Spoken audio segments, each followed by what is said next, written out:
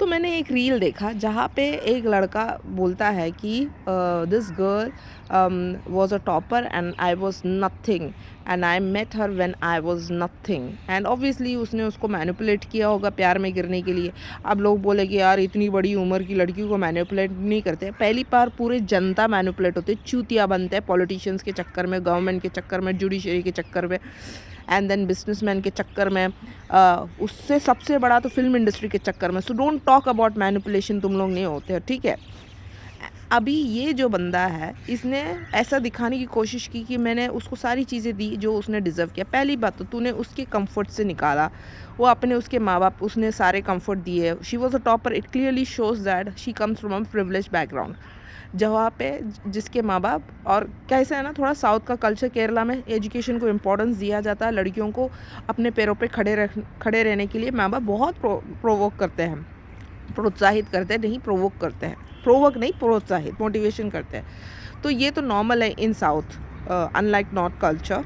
तो यहाँ पे एजुकेशन बहुत इंपॉर्टेंट है, इसलिए एजुकेशन से तो it clearly shows that she is coming from a privilege family.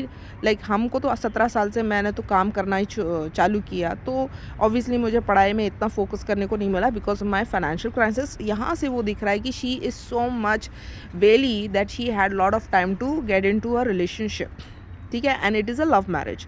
So it clearly shows, see love marriage, sex life, marriage life, ये बच्चे पैदा करना, it comes completely, it only happens when you have a time and privilege to do those things.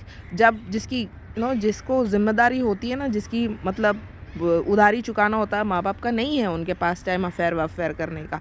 So love is a privilege, relationship is a privilege, marriage is a privilege.